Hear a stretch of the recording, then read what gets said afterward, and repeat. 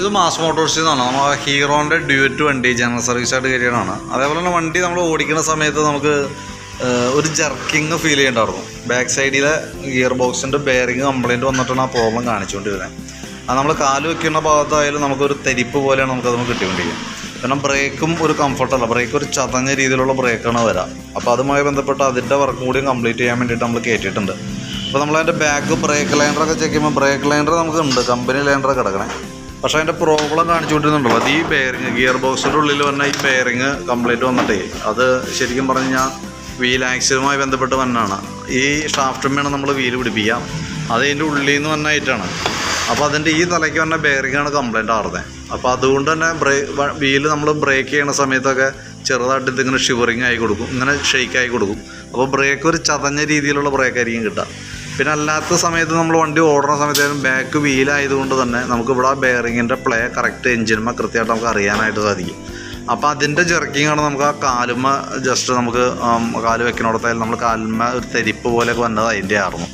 അത് തീരെ ഫുൾ ഡാമേജിലേക്ക് പോയിട്ടില്ല. നമ്മൾ ഫസ്റ്റ് കംപ്ലയിൻറ്റ് കിട്ടിയപ്പോൾ തന്നെ നമ്മളത് അഴിച്ച് ചെയ്യുന്നുണ്ട്. ഒരല്പം ഓടിയിട്ടുണ്ട്, പക്ഷെ എന്നാൽ പോലും അതുകൊണ്ട് ആ ഓടിയത് കൊണ്ട് വേറെ നിലവിൽ വേറെ വണ്ടിക്ക് യാതൊരു കംപ്ലയിൻറ്റും വന്നിട്ടില്ല. അപ്പോൾ നമുക്ക് അതിൻ്റെ ബെയറിങ് മാറ്റണം, അതിൻ്റെ ഓയിൽ സീൽ, അതിനോടനുബന്ധിച്ച് വന്ന ഗ്യാസ്കറ്റ്, ഓയിൽ, അതെല്ലാം കൂടിയിട്ടാണ് നമുക്ക് ചേഞ്ച് ചെയ്യേണ്ടി വരുന്നത് കേട്ടോ. ഏകദേശം നമുക്കൊരു 52,000 കിലോമീറ്ററോളം ഓടിയിട്ടുണ്ട്. അപ്പോൾ ശരിക്കും പറഞ്ഞാൽ അത്യാവശ്യം നമുക്ക് ഉപയോഗിച്ചിട്ട് വന്നതിന് കംപ്ലയിൻ്റ് ആണ്. 1,00,000 കിലോമീറ്ററോളം ആയി ഇപ്പോൾ നിലവിൽ. അപ്പോൾ പിന്നെ നമുക്ക് അതിൻ്റെ എയർ ഫിൽറ്ററിൻ്റെ ഭാഗം നമ്മൾ ചെക്ക് ചെയ്യുന്നുണ്ട്. എയർ ഫിൽറ്റർ ചെക്ക് ചെയ്യുമ്പോൾ കുറച്ച് പൊടിയൊക്കെ ഉണ്ട്, പക്ഷേ നമുക്കത് അടുത്ത സർവീസിലേക്ക് നമുക്ക് മാറ്റിയാൽ മതി. അത് തുടച്ച് ക്ലീൻ ആക്കിയിട്ടൊക്കെ നമുക്ക് റീസെറ്റ് ചെയ്യാം. ക്ലച്ചിൻ്റെ ഭാഗത്ത് നമ്മൾ നോക്കുന്ന സമയത്ത് വേറെ ഓയിൽ ലീക്ക് കാര്യങ്ങളൊന്നും ക്ലച്ചിലില്ല.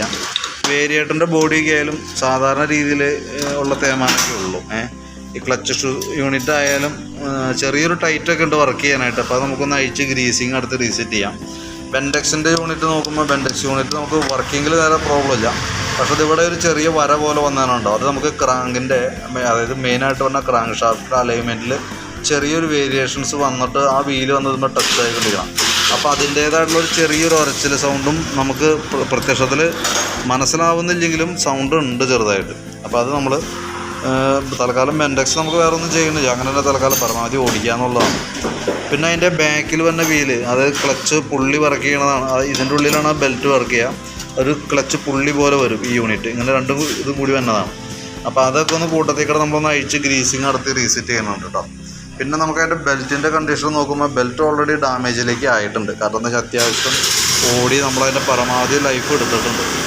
അതിൻ്റെ സെൻറ്ററിലേക്ക് നോക്കുമ്പോൾ സെൻറ്റർ പോർഷനൊക്കെ കൂടെ പൊട്ട് വീണിരിക്കുക, അതാണല്ലോ. കാരണം എന്ന് വെച്ച് കഴിഞ്ഞാൽ ഇത് നമുക്ക് എപ്പോഴെങ്കിലും, അതായത് ഇപ്പോൾ നൈറ്റൊക്കെയാണ് നമ്മൾ ഓടണമെന്നിൽ ബൈ ചാൻസ് ഒക്കെ പൊട്ടിപ്പോകാനായിട്ടുള്ള സാധ്യത, വഴിയിൽപ്പെട്ട് പോകുന്നൊരു സിറ്റുവേഷൻ വരും. ഇത് തന്നെയല്ല നമുക്ക് ഏകദേശം 52,000 കിലോമീറ്ററോളം ഓടിയിട്ടുണ്ട്. അപ്പോൾ നമുക്കത് 600 കിലോമീറ്ററിലേക്ക് ആയിട്ടുണ്ട്.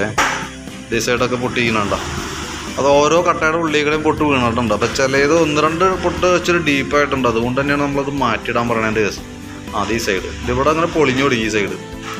അപ്പോൾ അതൊക്കെ എപ്പോൾ വേണമെങ്കിലും പൊളിഞ്ഞ് പോരാതൊരു കണ്ടീഷനിലേക്ക് നിൽക്കുക. അപ്പോൾ അതുകൊണ്ട് തന്നെ നമുക്കതൊന്ന് മാറ്റിയിട്ടേക്കാം കേട്ടോ. അതല്ലാന്നുണ്ടെങ്കിൽ എപ്പോഴായാലും നമുക്ക് മാറ്റണം. അത് കൈയോടെ നമ്മൾ മാറ്റിയിടാണെന്നുണ്ടെങ്കിൽ മറ്റേ വരാൻ പോകുന്ന റിസ്ക് നമുക്കൊന്ന് ഒഴിവാക്കി കളയാം. പിന്നെ അതിൻ്റെ ചോക്കിൻ്റെ കേബിളൊക്കെ നമ്മൾ ചെക്ക് ചെയ്യുന്നുണ്ട്, വർക്കിംഗ് ഓക്കെയാണ്. ആക്സിലേറ്റർ കേബിളായാലും ചെറിയൊരു ടൈറ്റ് തുടങ്ങിയിട്ടുണ്ട്, പക്ഷേ വേറെ പ്രശ്നങ്ങളൊന്നുമില്ല. പിന്നെ നമ്മൾ വണ്ടി ബ്രേക്ക് പിടിച്ചിട്ട് വണ്ടി സെൽഫ് എടുക്കാൻ നേരത്ത് നമുക്ക് കറക്റ്റ് ചില സമയങ്ങളിൽ ടൈം ലാഗ് വരുന്നുണ്ട്, കിട്ടാത്തൊരു കണ്ടീഷൻ ഉണ്ട്. അത് നമുക്ക് ഈ ബ്രേക്ക് ലിവർ ഉണ്ടല്ലോ, പിടിച്ച് നല്ല രീതിയിൽ തേമാനം വന്നിട്ടുണ്ട്. അപ്പോൾ നമ്മൾ കറക്റ്റായിട്ടല്ല അത് വർക്ക് ചെയ്യുക. അപ്പോൾ അതിൻ്റേതാണ് ആ പ്രശ്നം കാണിക്കുക. ആ സ്വിച്ചും ആ ബ്രേക്കിൻ്റെ ലിവറും മാറ്റിയിട്ട് കഴിഞ്ഞാൽ ആ പ്രോബ്ലം സോൾവ് ആയിക്കോളും. പിന്നെ സ്പീഡോമീറ്റർ വർക്കിംഗ് അല്ല, സ്പീഡോമീറ്ററിൽ വർക്ക് ചെയ്യല കേബിൾ പോയേക്കണതാണ്. അപ്പോൾ അത് ചേഞ്ച് ചെയ്തിടാം. ഹെഡ്ലൈറ്റിൻ്റെ ഒരു പോയിൻ്റ് തെളിയണില്ല, അപ്പോൾ അത് മാറ്റിയിടേണ്ടത് അത്യാവശ്യമാണ്. പിന്നെ നമുക്ക് ഇത് ഇരിക്കുന്ന ബാറ്ററി പുതിയ ബാറ്ററിയാണ്, 2024 മോഡൽ ബാറ്ററിയാണ് ഇതും ഇരിക്കുന്ന ബാറ്ററി.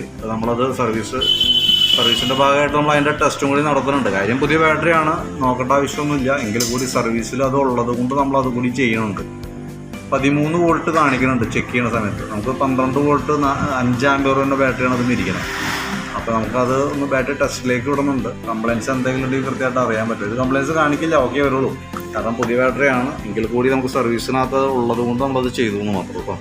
പിന്നെ വണ്ടിയുടെ കേസ് ഈ പറഞ്ഞാൽ വണ്ടി ഇടയ്ക്കൊക്കെ ഒന്ന് വാട്ടർ സർവീസ് ക്ലിയർ ആയിട്ട് ചെയ്യാനായിട്ട് ശ്രദ്ധിക്കുക. നമ്മുടെ ഈ വീലിൻ്റെ ഈ ഭാഗത്തൊക്കെ വെള്ളം വന്നിരുന്നിട്ട് മൊത്തം തുരുമ്പാണ് ഈ സൈഡ് കേട്ടോ. ഈ റിമ്മിൻ്റെ ഈ ഭാഗമൊക്കെ തുരുമ്പാണ്.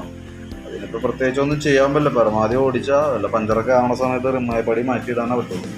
അപ്പോൾ ഈ ചെളി പിടിച്ചിരിക്കുമ്പോൾ വന്ന തുരുമ്പുകളാണ് അത്. ഇടയ്ക്കൊന്ന് വാഷ് ചെയ്ത് ക്ലിയർ ചെയ്യുകയാണെങ്കിൽ നന്നായിരിക്കും. കാരണം നമുക്ക് സർവീസിന് കയറ്റുമ്പോഴാണ് സാധാരണ വാഷ് ചെയ്യാറുള്ളൂ.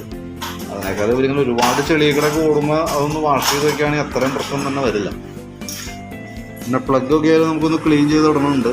എഞ്ചിൻ ഓയിൽ നോക്കിയായിരുന്നു, ഓയിൽ നല്ല ഓയിലാണ്, നമ്മൾ മാറ്റിയിട്ട് ഒരുപാട് ആയിട്ടില്ല, പുതിയ ഓയിലാണ് കിടക്കണം. അതാണ് എഞ്ചിൻ ഓയിൽ നമ്മൾ മാറ്റേണ്ട ആവശ്യമില്ല കേട്ടോ.